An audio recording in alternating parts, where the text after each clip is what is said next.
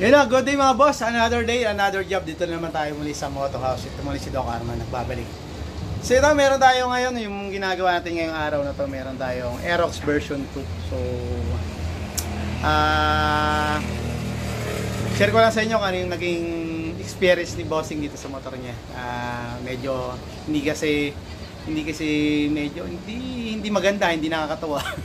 Hindi nakakatawa yung nangyari dito. So, tara, i-share ko sa inyo mga boss kung bakit. And ito yung ginagawa natin for the day. For this video mga boss, so Aerox version 2. So, sa mga nakapalo dito sa page natin, dito sa YouTube natin. So, napapansin nyo, ang dami natin, halos ginagawa natin for version 2. Yan, NMAX Aerox, yan, bibihira yung mga version 1. Kakalimitan kasi mga ganito unit. So mga tunog maingay yung makina, tunog kalansing, helicopter, mga iba pang klaseng tunog. So ito, iba naman yung naging scenario nito mga boss. So ito, kagabi lang to nag-chat sa atin. Kagabi lang to nag-chat. Hindi ka namin alam kung kailan magpapa-schedule to. So biglaan na lang kaninang umaga nag-chat na pupunta daw siya. So out of nowhere yun. Biglaan na lang baga yun. Nag-chat siya na, boss, papunta na ako. Sabi. So yun, ang naging history nito medyo hindi maganda. Dahil makita nyo, ayan, backlash lahat yung mga parts. Mamaya na. Okay. Nagkaroon kasi ito ng issue nung sabi nung may-ari. Medyo wala kasi si boss kumain si Bossing kumain. So wala siya ngayon dito. Mamaya babalik yun pagkatapos kumain. So nangyari dito last week daw, para nasira daw yung tensioner nito. Yung kanyang tensioner, ayun yung tensioner, ayun. Pakita ko sa inyo. Yan yung tensioner. So bumigay yung tensioner ni Bossing. So umingay. So ang nangyari, pinagawa ni boss itong kanyang Aerox sa hindi ko alam kung saan niya pinagawa, basta pinaayos daw niya to somewhere I belong hindi, somewhere there sa Makati, si taga Makati daw to, si Bossing. So yung pinapalitan niya ng tensioner, so yun lang yung ginawa. So pinalitan lang yung tensioner. So tinanong ko paano pinalitan yung tensioner. Dinukot lang daw, wala nang, hindi na binaklas yung kaha. Hindi na binaklas, so dinukot lang, kinabit. So, umokay naman daw yung motor niya, nawala yung ingay. Nawala naman daw yung ingay talaga. So, nawala yung ingay, pero kinabukasan, bumalik. Gabi ginawa, gabi daw gabi ginawa, kinabukasan, yun. So, biglaan na lang daw umingay uli yung makina niya. Nagkaroon ng kalansing, naglagatik. So, yun, parang tunog, parang tensioner na mahina, parang ganun.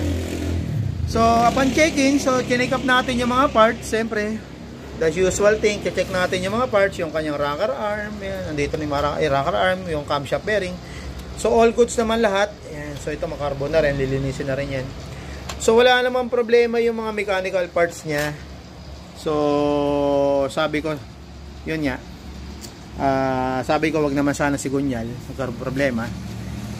Yun, sabi rin sa kanya nung pinagpagawaan niya nito kasi binalik niya. Ang sabi sa kanya baka daw si Gunyal yung problema. So yun, sabi ko medyo duda ako kasi nga medyo maluwag yung pag nilawagan mo yung tensioner niya, yung play ng kanyang camshaft gear, yung sprocket, masyadong malaki yung clearance. So ito yung naging problema mga boss. Yan mga master. So yung kanyang chain, yung timing chain, mapapasin nyo, iba yung, ayan nakita nyo, para naging crispy. Alin nyo yung crispy? Baga tumigas. Ayan, kita nyo, diba hindi siya, ayan, kita nyo, hindi siya mataw dito, hindi smooth yung play, yung baga yung laro ng chain. Makikita nyo itong part na to, ayan, nakabaluktot pa. So tutuwirin natin, yan, tuwid na. So para makita natin na talagang may problema talaga tong ano na to, itong timing chain. So ganito, pakita ko sa inyo mga sir kung paano natin gagawin. So meron akong sample dito ng timing chain natin dito sa shop. Ito, kita nyo dito pa lang sa plane nito, kita nyo yung wave, ubaga wave ng ano, kumpara nyo dito sa isa, tingnan nyo to. Yan. So ito pa, para masiguradong may problema yung timing chain, lagay natin dito sa T-rings. So pagpasensya nyo na, wala akong tagahawak ngayon. Wala akong tagahawak. So medyo malikot yung kuha ko ha. Pagpasensya nyo na mga boss. So ito yung gagawin ko para ano, mapakita ko lang sa inyo na may problema yung kanyang timing chain. So, nilagay ko sa T-range yung timing chain. Yan. Yan. So, ang gagawin lang natin, iikotin natin to. Tingnan nyo mangyayari pag inikot ko mga boss. Nakikita nyo? So, iniikot ko. Ayan. So, mapapansin nyo. Ayan. Kung mapapansin nyo lang, yung isa lang yung sumasabay do sa T-range na iniikot. Nakita nyo. Tutok natin sa mas malapit. Ayan. Nakita nyo? Sumasabay siya sa ikot. So, ibig sabihin, maganda yung play ng timing chain na to. Kumpara dito sa isa, tingnan nyo isa. Hindi ko nga may, ito tingnan nyo ito yung isa. Naigaganyan ko. Ayan. Tingnan nyo, diba? Nalalaro ko siya na kumbaga gumagalaw siya. Itong isa, hindi. Tingnan nyo yung isa. Gagawin ko. Ayaw, oh. Ayan, tingnan nyo. Ayaw. Ulitin natin. Baka sabihin nyo hand trick lang yan, hand trick. Ayan, hindi talaga, ayan, o, tingnan nyo, ayaw umikot. Ayan, persado. Nakikita nyo, persado. Dito, kaya dito pa lang, malalaman mo na may problema yung timing chain. Kasi dapat yan, katulad dito, smooth yung play, yung ikot niya, ayan o. Nakita nyo yung isa smooth, yung isa hindi gumagalaw. Ayan, ikutin natin, baka sabihin nyo, baka nagkataon lang, ikutin ko lang bagya. Dito naman, ayan, ganoon pa rin. Yan. So yun. So ito napakaganda ng ano, tingnan nyo. Diba? Ito. Ito mga talon-talon. Ito diretso lang. Ay, sorry. So yan lang yung naging issue nung kanyang nung motor niya. Kita nyo. Nagpulo-pulupot na yung kanyang yung timing chain dahil gawa ng napuwersa. Napuwersa yung dahil sa pagkabit ng tensioner, itong kanyang tensioner ay mga sir, mga boss, mga lodi, yan. So pagkabit ng tensioner, medyo hindi tama yung pagkabit. Baka ang nangyari, ang duda ko diyan, naka-release na yung ng tensioner nung kinabit to. Kasi dapat yan naka-loose, yung tabi yung naka-loose dapat, yung pinakadulo, dapat maiksi mo na pag ikakabit mo. Saka mo lang i-release dito pag naikabit mo na tong mismong assembly. So baka nangyari kasi naka-release na yung tensioner tapos saka nila binolt, baga nila guys sinuksok tapos hinigpitan yung mga bolt. Ang mangyari nun, mape-persya talaga yung kanyang timing chain. Siyempre unang magkakaroon ng bigat ng tigas itong kanyang guide. Yan. So mapapansin nyo rin yung guide niya, ang lalim na oh. Yan. Ang lalim, sabihin kumayod na siya dito. Yan. So malalim na dahil nga sobrang tigas. Buti nga hindi naputol to. Hindi pa naputol. Yan. Pero kalimitan iba niya napuputulan to. Pag ng sobrang tigas ng pagkakaano ng tensioner. Lalo sa mga manual tensioner, meron na ako nagawang ganito, ewan ko na i-live ko na yan o na-i-vlog ko na naputulan siya ng timing chain guide dahil nga ginamitan ng manual tensioner. Ang ginawa, yung buong screw, ang haba ng manual tensioner na bolt, ang ginawa nun, ibinaunan sagad. Ang nangyari, naputol. Sumobra pa nga dito yung bolt nun, yung sa manual tensioner, talagang tumagos dito. Yan. So ingat lang tayo sa mga ganong klase ng mga pagkakabit ng mga manual tensioner. So katulad dito, nagka-problema yung kanyang timing chain dahil sa maling pagkabit lang ng kanyang tensioner. Tingnan nyo, hindi na siya, tingnan nyo, para na siyang parang ahas na may sakit na namilipit na, ayaw nang maging smooth yung kanyang yung parang wave ng galaw ng baga yung ikot. Yan. So yun lang ang naging problema. So papalitan namin ng bago. Gusto ni Bossing daw sabi ko nga pwede naman sana to, pero sabi niya para makasigurado siya, para wala nang dagdag isipin. So palit bago. Timing chain tapos guide. Yan. So yun yung gagawin namin dito, papalitan namin ng bagong chain at bagong guide. And then sasabay na rin yung kanyang magneto cleaning. So makikita nyo, kalawang hours. So baka sa mga iba dyan na hindi pa nagpapa-check up o nagpapatingin ng magneto, baka isa na kayo sa mga ganito. So hanggat maaga, palinis nyo na kasi katagalan nag-i-stack up to pag hindi nabuksan agad. Yan. So yun lang, gagawin ko lang to. Tapos mamaya, pag napaandar na, Pakita ko sa inyo kung ano yung kinalabasan ng ginawa natin, tsaka ano yung tunog nito kanina bago ko ginawa o bago pinalitan ng pyesa. Yan. So andito na si Paps, galing kumain doon. Shoutout kay Bossing. Yan. Straight from Makati. Tama. Yeah. So mamaya gawin ko lang to, then panda rin na natin. Yan. And yun mga boss, okay na. So shoutout kay Bossing. So ito na, natapos na naming tiyagain tong motor niya. Kahit pa paano natapos na. So yung issue nga nito mga boss ay may kalansing yung motor ni boss, yung kanyang Aerox version 2. So yung sabi ko nga kanina, yung history nito, nagka-problema sa tensioner. So pinalitan ng bagong tensioner. Ang kaso, pinalitan ng bagong tensioner ay lalong nasira yung motor ni Bossing. So yan, medyo todas. So ito mga pinalitan namin, pakita ko lang mo. Saka pala sa mga gumagamit ng mga langis, yung mga sa mga bibili ng langis lalo sa online store, tapos yung mga hindi pa masyadong sikat na pangalan, yung brand, yung kilala yung brand. Ingat tayo kasi katulad nito yung nangyari sa motor ni Bossing.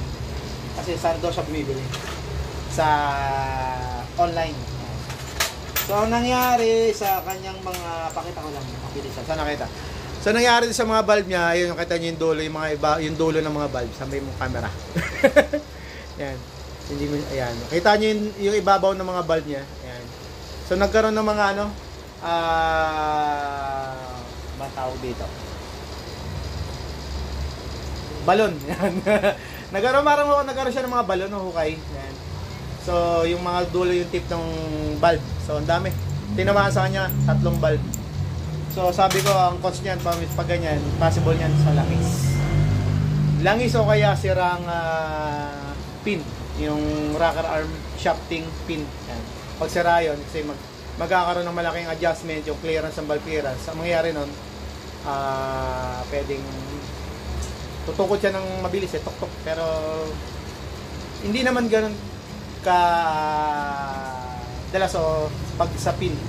Talagang isa na lang dahilan pag langis. Lalo pag wala kang langis, natuyuan ka na langis yun, possible na magkaroon siya ng gano'n yung sa nangyari dito, nagkaroon ng balon, no? Parang hukay yung kanyang valve. So tsaka yung pangalawa, mga pinalitan namin, so ito, palit kami ng mga guide kasi napuwersa na yung mga guide, ang lalalim na nito, napuwersa na. Yan. Buti hindi naputol. At yung kanyang timing chain, makita niyo yung timing chain niya, iniikot-kot yun. Nagkakaroon ng bagan, tumigas na, nanigas na. Makita nyo, hindi siya smooth. Makita nyo, naglalak na yung mga bang tawag dito. Basta naglalak na yung kanyang timing chain. So yun yung cause ng kanyang kaingay kalansing. So bago, ito natapos na namin. Nabuo ko na yung makina, nabuo ko na yung motor. So papanda rin na lang. So papakita ko sa parinig ko sa inyo kung nangyari. Pero bago ko iparinig sa inyo, ito muna yung video ng motor niya kanina. Bago namin simulan mga bossing. Ito yung tunog ng Aerox ni boss bago namin ayusin. So pakinggan niyo muna.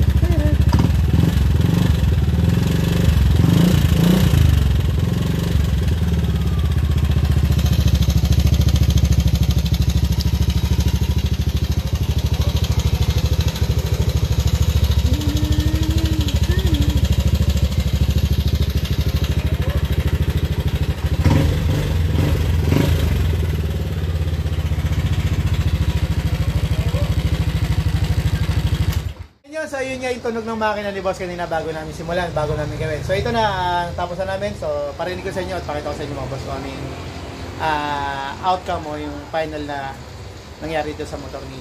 Yan, so start natin. So susi natin syempre. Ayan, okay, walang check engine. So for the record, ang takbo pa lang nito, odo nito ay 21,500 kilometers pa lang ang tinatakbo nito. So ilang taon pa lang to, Paps? 11 months pa lang. So for the record, 11 months pa lang itong motor ni Bossing. So wala pang 1 taon, 11 months. Mas matanda pa yung motor ko ah. So tanda pa yung EDB natin. So 1 taon na ngayon, February yun eh. February 10, ngayon February 10, mag-1 taon na siya. Ito, start natin mga boss. Alright. So pagpasensyahan nyo na naka-muffler ha. Naka-muffler eh. So shout out 8SR 8SR yung pipe nakatilaw. Yan. So ito na yung tunog ng makina. So after namin mapalitan ng mga parts at maayos, so ire-rev ko ng bahagya para marinig nyo.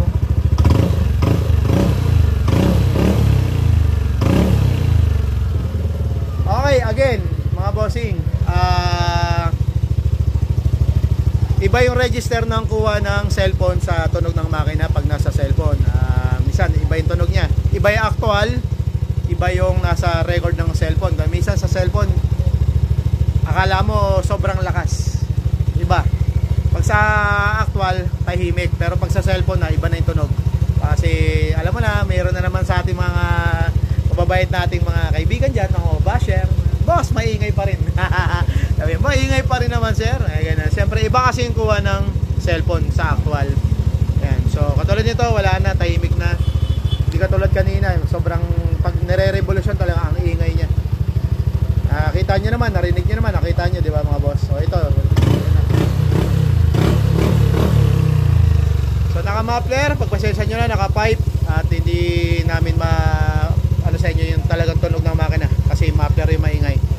So lang, tapos na namin gawin to for a day. Ito, ginawa natin Eros version 2. So shoutout kay Paps from Makati to Marikina.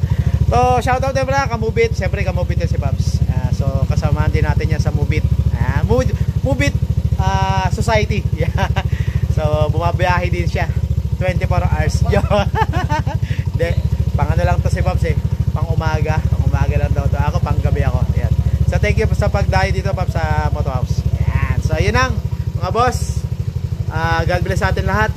So ingat, ang naging issue dahilan nito, bakit nagkaroon ng ganitong malaking gastos dahil lang sa maling pagkabit ng tensioner. So yun lang, yun ang naging cause ng problema. Maling installation o maling kabit ng stock na tensioner, yung tinatawag na automatic tensioner. Mapa-manual, automatic tensioner. So ingat lang tayo. Siguraduhin natin na yung magkakabit o yung gagawa siguradong alam yung ginagawa niya. Dahil kung katulad ito yung nangyari dito, yan. So nadali, ang daming pyesa na nasira. Yan. So yun lang. Dahil kung may habol pa, so ingat tayo sa mga pagpapagawa natin kung saan man tayo magpagawa. Yan. So ride safe, ito si Doc Arman sa Moto House. Bye bye.